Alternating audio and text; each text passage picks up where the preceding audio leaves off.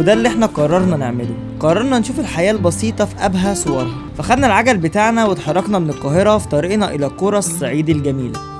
قرية مصرية عادية، بس الناس ما تعرفش شكل القرية العادية شكلها عامل ازاي.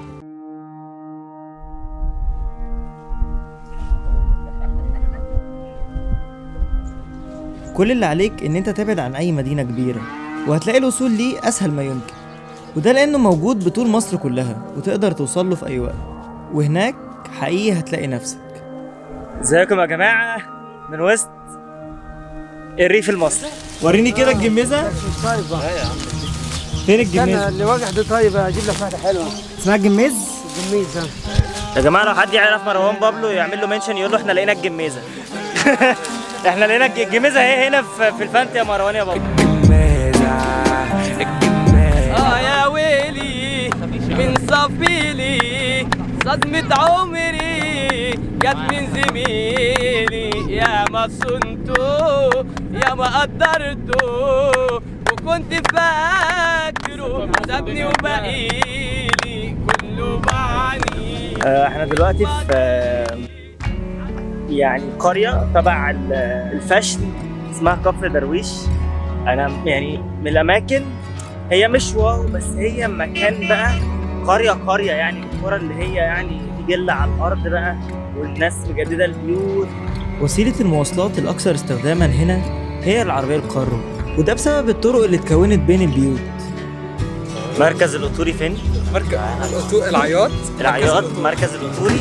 تقدر لو انت عايز تروح اي حته ممكن اي حد معدي بعربيه كارو كده تقول له خدني معاك هياخدك معاه عادي، مش اي مشكله.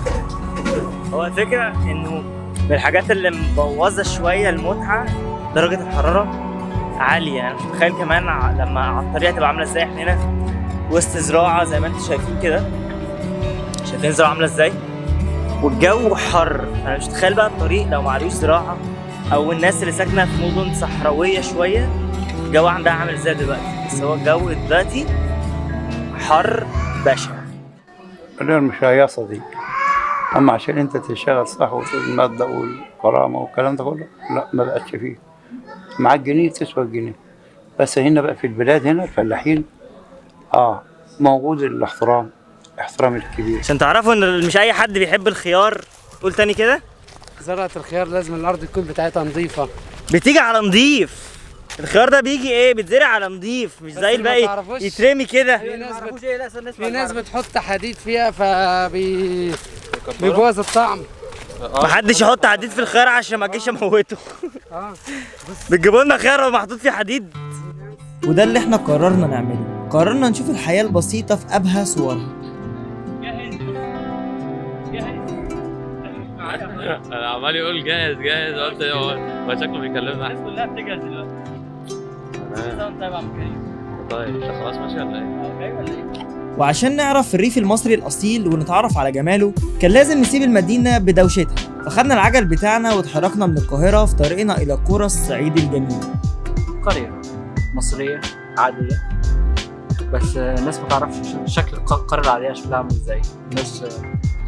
الناس بتوع أهل المدينة زي كده ما يعرفوش كيف تبدأ القرية. أنا لا أشعر بأي غرابة أو أي إن أنا إيه ده المكان ده، إيه ده الحمير ماشي في الشارع، إيه ده الجل اللي على الأرض ده، لا عادي.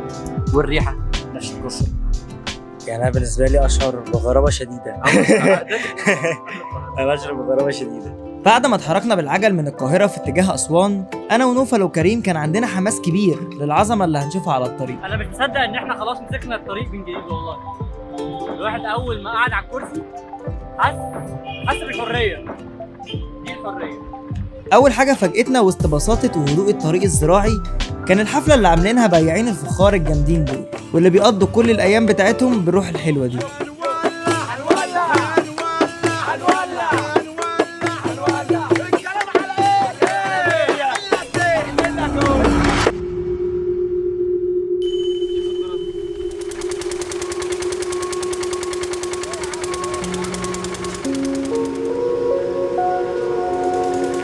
الحياة في الريف مختلفة وجميلة لأنها بسيطة، والبساطة دي هي اللي مدية المكان روح مختلف. سألنا الناس اللي عايشة هناك على الفرق بين الريف والمدينة من وجهة نظرهم. من الناحيه الاخلاقيه اختار القريه. الناس مع بعض يعني كمان مع بعض. الدنيا من ناحيه الاخلاق اختار القريه. من الناحيه الاجتماعيه اختار القريه. من الناحيه الماديه اختار المدينه.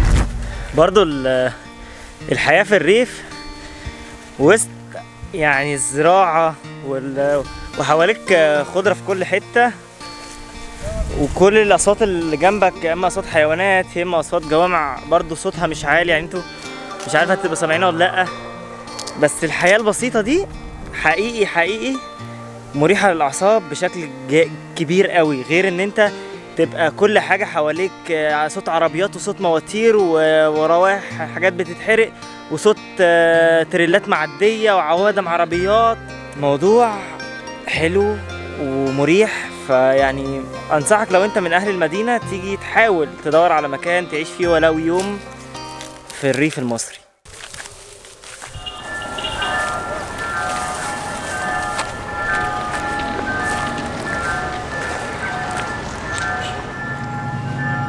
هو القطر هنا مش بيقف؟ بيعدي على طول؟ بيعدي على طول. في قطر هيقف جاي دلوقتي.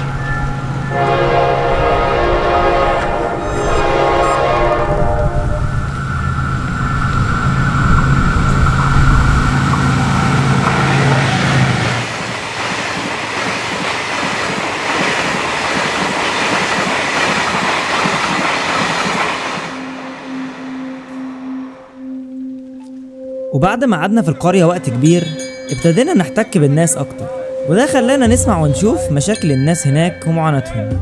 وأكتر حاجة أخدنا بالنا منها هناك هي الزبالة اللي تقريبا موجودة في كل مكان.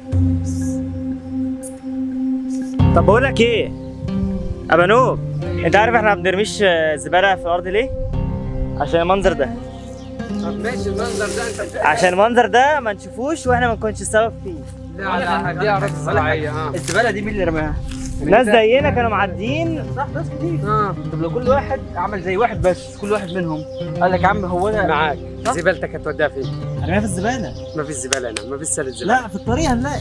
طب في الطريق، ما هنا طريق وهناك طريق. لا بس هنا الطريق بص عامل منظر عامل ازاي. انت بتعمل ايه؟ انت الزباله في البيت. الوحدة المحلية بتبعت عربية بس اهو كل واحد زبالتك كل اسبوعين. الريف جميل بس الأجمل لسه مستنينا على الطريق، عشان كده جه وقت إن احنا نودع الناس ونرجع على الطريق من جديد. شرفنا بيك حبيبي. اشوفكم على خير بقى ان شاء الله كده.